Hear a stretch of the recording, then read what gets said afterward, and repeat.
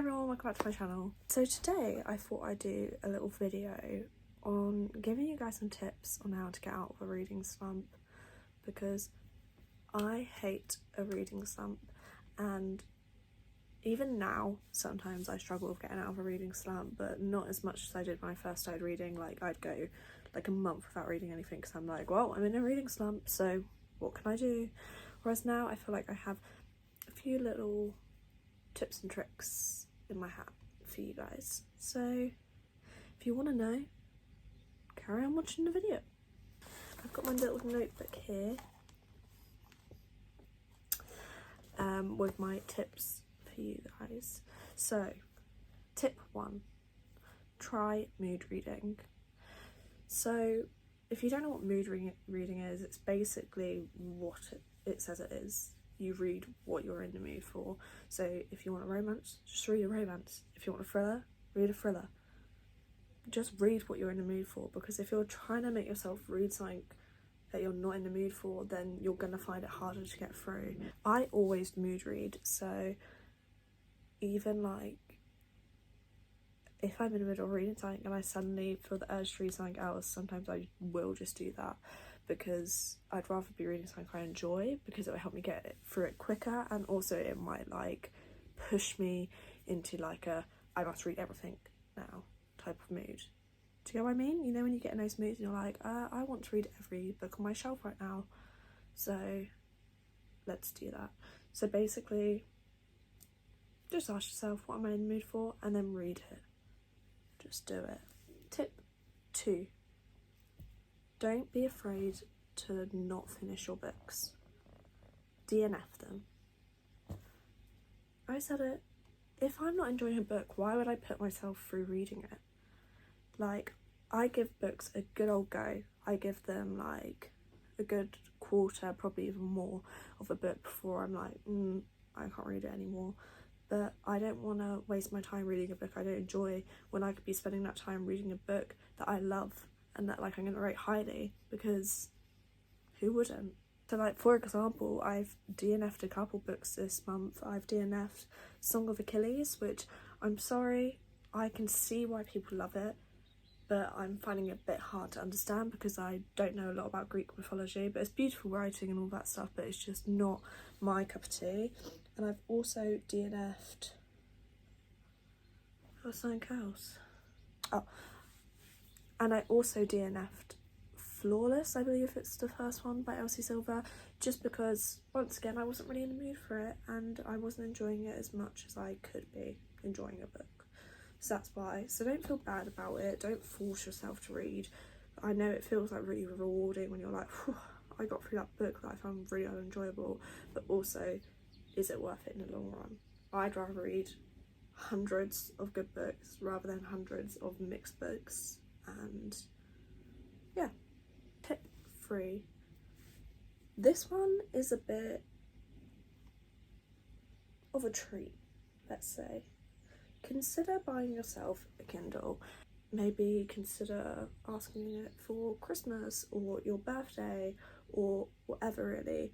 But I'd totally recommend a Kindle, and now I'm gonna like pitch a Kindle to you. Firstly, you can get really cute covers for it. I know you can get that for books as well, but secondly, you can decorate the Kindle itself really cute. I need to redo this because where I pull out this pop socket all the time, it pulls the case forward and all the stickers just fall down.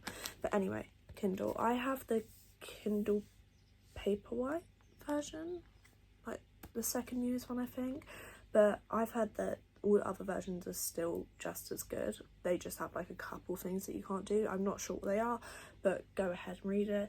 But I love my Kindle. My Kindle has helped me through so many reading slumps. Firstly, you can read it in the dark. I know you can do that with paperback books, but you need like a little lamp.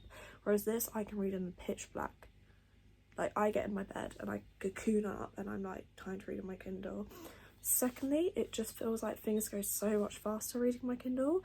I feel like I read books like that. Like, I read a 700-page book in 2 days, and if I had that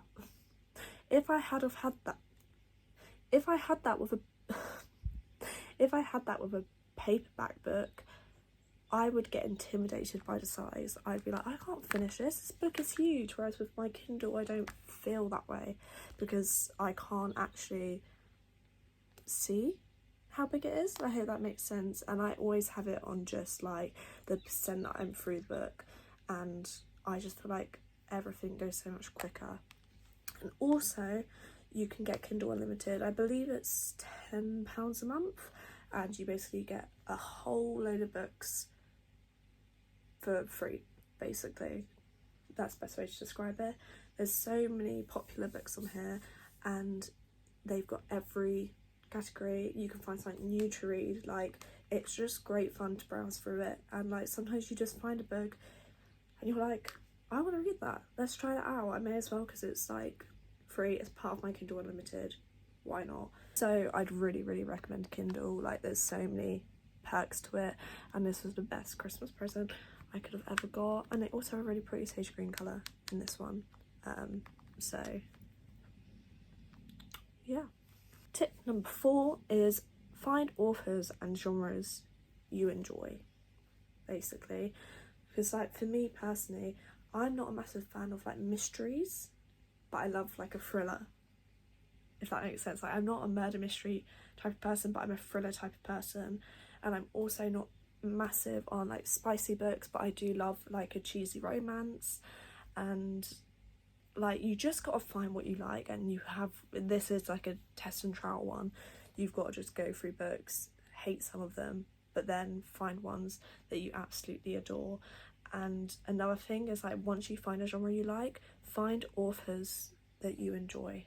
Like, I love Frida McFadden books. She's quick paced, and I can just bang out a book really quickly and they get me going. So like, that Frida McFadden book, The Housemate, really got me out of a reading slump, and I actually read like 3 more of her books just because they're so fast paced and easy to read. And like, for example, like in the romantasy section, I read the Shatter Me series, and that's easy to get through because the story is quick paced and all of that stuff. Like, quick and fast paced authors are brilliant for reading slumps, because personally I can't read a big fat book or a really in detail book when I'm in my reading slump, because I get bored easily and I can't analyse it the way I would if I was not in a reading slump.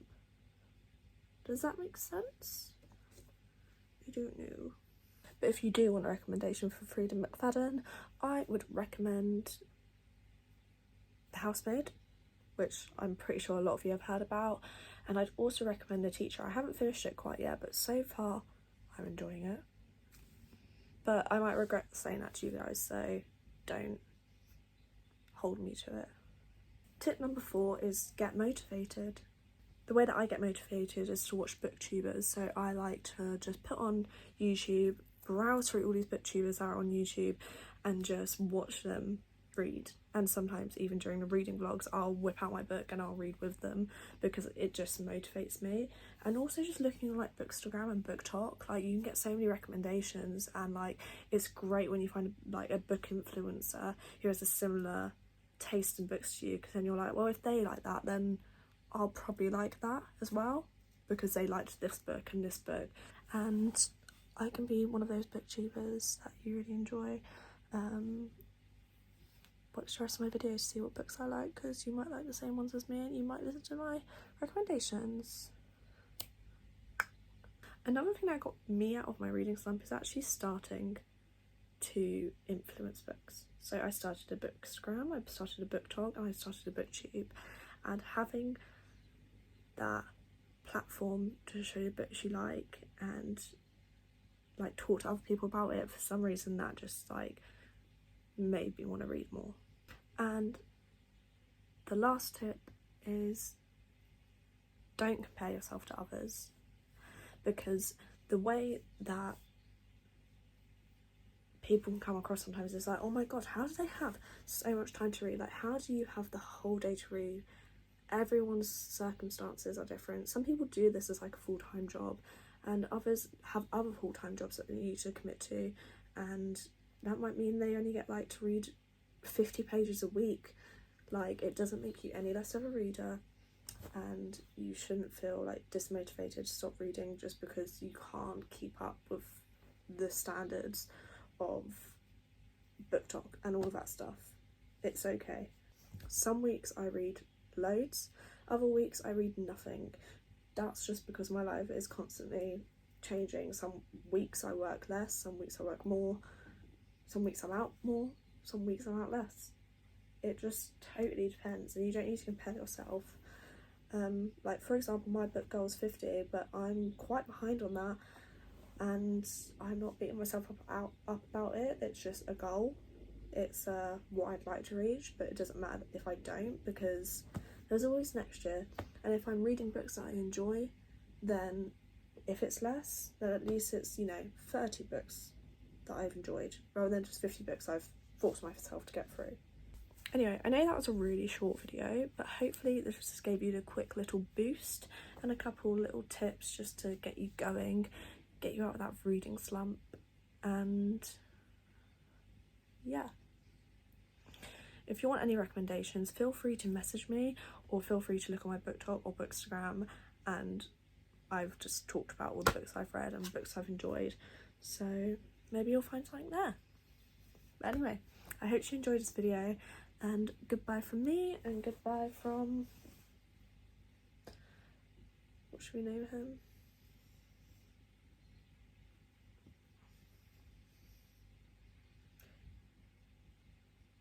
Goodbye from Clint the crab.